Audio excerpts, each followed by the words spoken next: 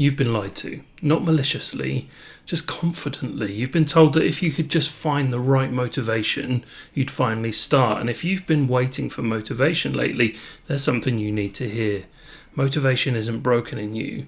Motivation is broken as a system, because motivation doesn't create action. Action creates motivation, and once you understand that, everything can change. Think about the last thing you've been putting off, the thing you've been meaning to start, the thing you've promised yourself you'll get to when you feel ready. Here's what's interesting. You weren't waiting for motivation. You were waiting for permission to believe you could actually make progress. Most productivity advice is built on the same assumption. Feel motivated, then act. But that's backwards. Here's the mistake almost everyone makes. They assume motivation comes first. It doesn't. In fact, the relationship works in the opposite direction. You're intelligent, you know exactly what needs doing, and yet somehow nothing happens. You stall, you avoid, you find literally anything else to do, and then you assume the problem is discipline or consistency or motivation. But it's not. It's a neurological state problem. Your brain isn't refusing to work. Your brain is protecting you. When you're overwhelmed, when the task feels too big, when the stakes feel too high, your brain reads the situation as a threat, and brains don't move toward threat. They move away from them. Not because you're broken, because you're human. So if motivation isn't the answer, what is? Here's what your brain actually needs before it commits energy to something. It needs to believe progress is possible. That's it. And when the goal feels too big, belief disappears. No belief, no anticipation, no momentum. The system doesn't fail because you lack willpower. It fails because the goal feels too far from the starting point. The gap between where you are and where you think you need to be feels impossible to cross. So when that happens, your brain conserves energy. It waits, it hesitates, it avoids, which means the solution isn't to want it more. The solution is to shrink the gap. Ever sat down to work and instantly felt overwhelmed? That's not weakness, that's cognitive overload. Your brain can only manage so many open loops at once: unfinished tasks, unmade decisions, unanswered emails, projects hanging over your head. And when enough of them stack up, something gives. Most people respond by adding more pressure, trying harder, demanding more discipline. But you can't think your way out of cognitive overload. You have to act your way out of it. Small, specific, immediate.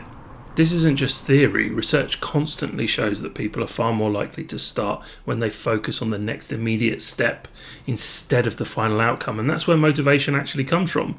Not before the action, after it.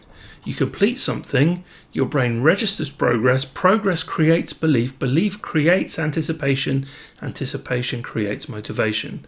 The feeling you were waiting for was always on the other side of starting. That's why motivation feels so unreliable. You're trying to use it as a cause when it's actually an effect. I spent years trying to solve this with motivation, different systems, different routines, different productivity frameworks, and they all worked for a few days, and then I was right back where I started, because they're all built on the same broken assumption. If I could just want it enough, the action would follow, but it never did. What eventually worked was a completely different approach, not a productivity system, not another routine, a reset method, something designed specifically for the moments when you're frozen, when the overwhelm has already arrived, when you're staring at the screen and nothing is happening. Eventually I stopped trying to generate motivation and started building something for the moments when motivation was completely absent. That's what became the momentum reset method, a practical system for getting unstuck when you're already stuck, not when you're motivated, not when you're having a good day, when you're overwhelmed, avoiding, frozen, the moments that actually matter. Because here's the thing, momentum follows the same rule as motion. Standing still makes standing still easier.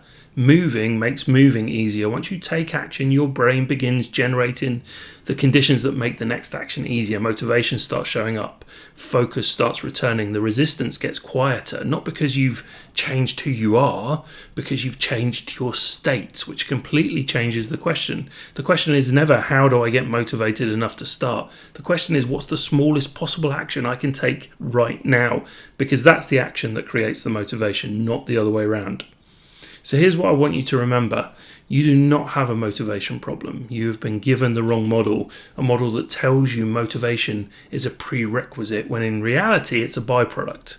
The next time you feel stuck, Don't ask how to feel more motivated. Ask what's the smallest meaningful action I can take right now. Then do that, just that, and watch what happens next. If you've spent years thinking you had a motivation problem and you're starting to realize that's never been the real issue, subscribe to the channel, because everything on this channel starts from that understanding. Not hacks, not hustle, just research-backed ideas for smart people who know what they need to do but keep getting stuck anyway. You're not lazy, you're not broken, you just needed a different model. And if you want to see exactly how the momentum reset method works, watch the next video, because there's one trap almost everyone falls into after this. It looks like progress, it feels productive, but it's the exact reason so many people lose momentum again. I've broken it down in the next video. Watch that now before you fall back into the same cycle.